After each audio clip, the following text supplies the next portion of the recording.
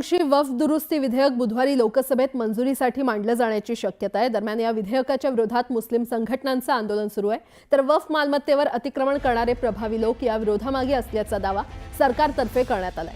संसदेचे अर्थसंकल्प अधिवेशन आता अंतिम टप्प्यात असून 4 एप्रिलला अधिवेशनाची सांगता होणार आहे।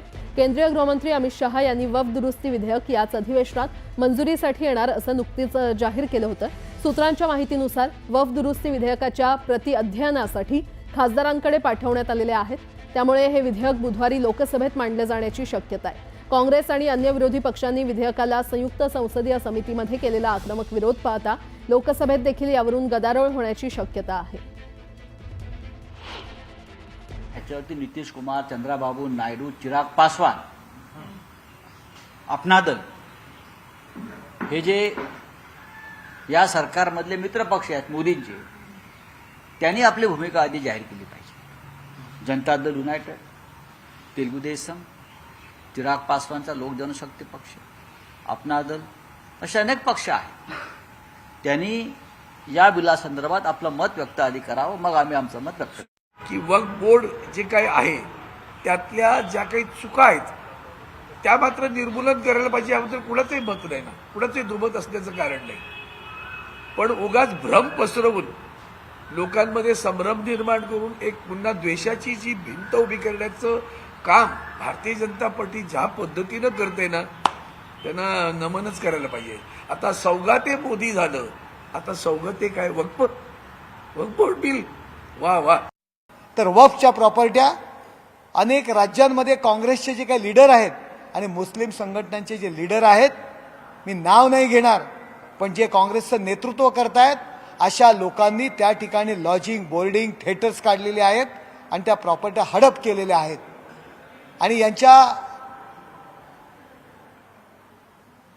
ताब्यातील या सर्व संस्थानं आता खालसा होतील आणि गरीब मुस्लिम व्यक्तीला, त्या परिवाराला याचा फायदा होईल या भीतीने लोकांमध्ये गैरसमजुतीचं वातावरण हे लोक करत आहेत।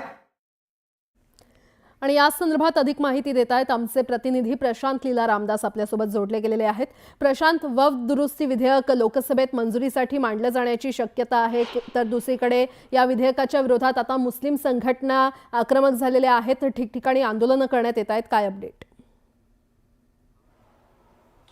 संसदेच्या लोकसभेचे कामकाज समिती जी आहे त्या कमिटीने आज नुकतीच बैठक झालेली आहे आणि या बैठकीत निर्णय घेण्यात आलेला आहे की उद्या 12:15 वक्फ सुधारणा विधेयक हे लोकसभेत मांडण्यात येईल। साधारणतः 8 तास या विधेयकावरती चर्चा होईल अशा प्रकारची मंजुरी या बैठकीत देण्यात आली आहे। बैठकीच्या सुरुवातीला प्रचंड गोंधळ झाला, त्यामुळे जर बघितलं तर विरोधकांनी BSC ज्याला बिझनेस ॲडव्हायझरी कमिटी म्हणतात त्याचा सभात्याग केला आणि त्यानंतर महत्त्वाचं म्हणजे वक्फच्या संदर्भात उद्या 12:15 चर्चेला सुरुवात होईल लोकसभेमध्ये। यापूर्वी जर बघितलं आपण तर साधारणतः 14 सुधारणा ज्या आहेत या JPCनी केलेल्या आहेत। आपल्याला माहित असेल की संयुक्त संसदीय समिती स्थापन करण्यात आली होती वक्फच्या संदर्भात। जेव्हा लोकसभेमध्ये हे विधेयक मांडलं त्यावरती प्रचंड गदारोळ झाला, त्यानंतर ते विधेयक JPCकडे गेलं, संयुक्त संसदीय समिती, आणि त्यानंतर साधारणतः 3 महिन्याच्या चर्चेनंतर हे विधेयक पुन्हा एकदा आता नवीन त्याच्यात काही सुधारणा करून साधारणतः हे विधेयक लोकसभेत मांडण्यासाठी तयारी सुरू करण्यात आली आहे। साधारणतः देशभरात जर बघितलं तर 90,000पेक्षा जास्त